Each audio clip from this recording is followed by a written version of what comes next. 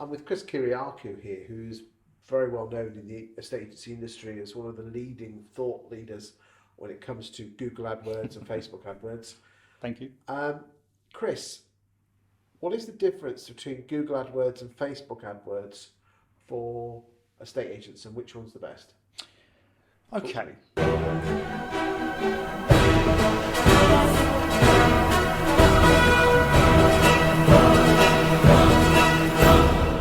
There are some key differences, and neither are the best. They're both very valuable at different parts of the game, at different parts of the whole. And I think what we're seeing at the moment is, because there's so much talk about Facebook ads in our network, Yes. that people invest their extra marketing money that they haven't already given away to the portals into Facebook ads. But that's just one part. Facebook is very good for long term.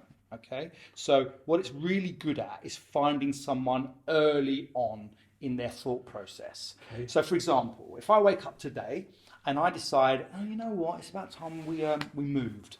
I'm not moving tomorrow, am I? I'm not going to literally move. To the chance of me moving tomorrow at almost zero. I'm thinking that maybe in the next 6 months, the next 3 months, the next year, I'm going to do this move.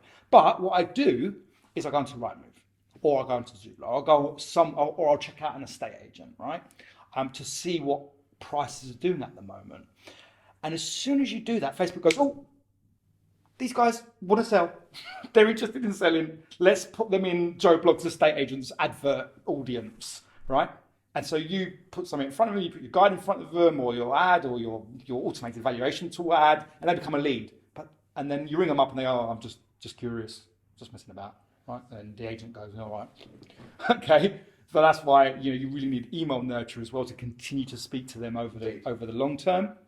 All right, so that's what Facebook's good at: filling the list, fill the list, put people in there, right, and just keep talking to them until they become a client or a brand ambassador. That sounds like long term. Yeah, that's what I'm saying. It's good for long term. But I want it now, Chris. You will catch people that are ready now sometimes with Facebook, but that's what Google's good at. Because a Google ad normally goes in front of someone with very high intent. Okay, so they've gone onto internet, they've said, how much is my house worth, Grantham? Estate agent Grantham, yeah? This is someone with a much higher intent because they've actually taken action than someone who was just passively scrolling through Facebook and saw your ad, okay? So that's the difference between the two. So Facebook can get you leads now, short term, and Facebook, but they go together. It shouldn't be one or the other. If you're going to invest in social media ads, you really should be looking at doing both. That's an all-in strategy.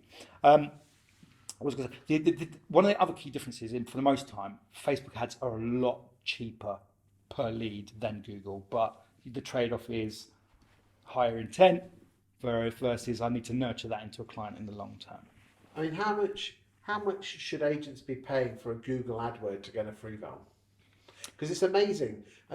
You're all guilty of this on so many leads. I mean, what's a lead? Just a name and a number? No. How many? What about actual free vals? No. Let's clarify this. The word lead has a definition. There's no blur.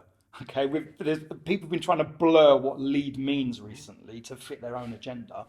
A lead is someone that you can follow up that might be interested in your business. Okay, a prospect is someone that has said, yeah, we're interested, right, and that's yours to nurture or lose, right? So a lead, a name, an email address, a phone number is a lead. That's as simple as that. When we move on to a free val, that's a prospect, okay? Because they've taken that step, you've gone in, that's a prospect. How much it costs per free val varies wildly between agents. I've been running these Facebook campaigns and Google campaigns since 2017, and the varying quality in agent. I mean, I've had people convert the first lead into a free val prospect and an instruction from the first go, and that's costing like 80p. Okay? There's other agents I've given 150 leads in a month and they've not managed to book a single valuation. Okay? So it does vary. It varies between areas and it also varies on the quality of the agent. So now we give training when we sign someone up to say, look, even if they say just interested, just curious, still try and get yourself round, because the conversation starts a relationship.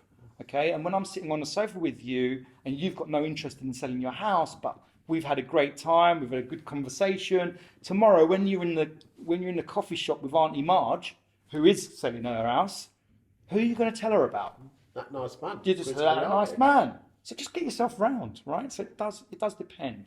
But even if a valuation would cost me 50 quid a pop, so I can tell you the average cost per lead. The average cost per lead on Facebook is anywhere between 80p and £1.50. Okay? If you're paying more than that, you're getting mugged off. All right? Unless you're in London. If you're in London, the price is considerably higher because it works on an auction. So there's a lot more people bidding for that space. All right? So in London, I expect anywhere between £2.50 and £3.50 a lead. Okay. I expect people to convert maybe even 10% of those on the first touch. So a lot of the 90-odd% are just going into the mailing list from Facebook. So 10% you would expect to go from a lead to a prospect, which is a free val. On the first touch, yeah. Yes. Yeah. How many of those leads would you expect to have converted into prospects within 6 or 12 months? A much higher percentage. In 12 months, I'd expect a good 50% at least, because half of them, they had no interest. They were not interested about. Okay. I haven't got solid stats. That was a made-up figure. I'm going to say that, but that's what I would expect. Okay. So how do you turn it from 10% lead to prospect to 50%? Through the nurture, through giving value, through touching that. That sounds a bit dodgy. I was going to say touching that client multiple times. There are stats out there that say you just like 7 to 11 times. So that's getting their email address and put it into an email nurture system, or even put it into you can move it. Can that Google lead move across to a Facebook? So funnel? What we'll do is we'll deliver the first ad, let's say on Google or Facebook. As soon as they click on that, they're going to see a different ad on Google or Facebook. They're going to go into the email nurture sequence. They're going to get a free guide. They're going to see a video from my client saying, "Hey, thanks for getting the free guide." Yeah. So and then they're going to go on Facebook and they're going to see my latest video that's been written by me and got a lovely video there. Or they're going to see me doing a property tour. So they're going to see me loads of different times. But it takes that. They need to have that first touch. It's the know, like, and trust bit. You want to get them to know, that's like, right. and trust. That's you. right. That's because people do business with people they trust. So I'm going to say that in the long term, I expect all of them. But there's a secondary goal as well that I teach all my clients about, and that is, look, not everyone's going to become a client, but the second best thing, and that we want all of those people to become, are brand ambassadors. Raving fans. I call them brand ambassadors. Raving fans.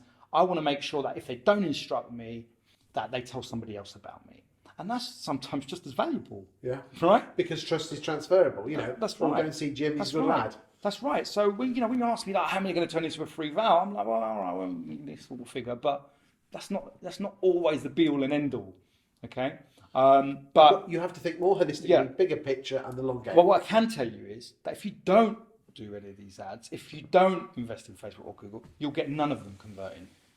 You'll create no new relationships via social media, and none of them will convert into a client. And you'll have to just rely on being the random choice from Rightmove or Google search. Thank you for your time today, Chris. No problem.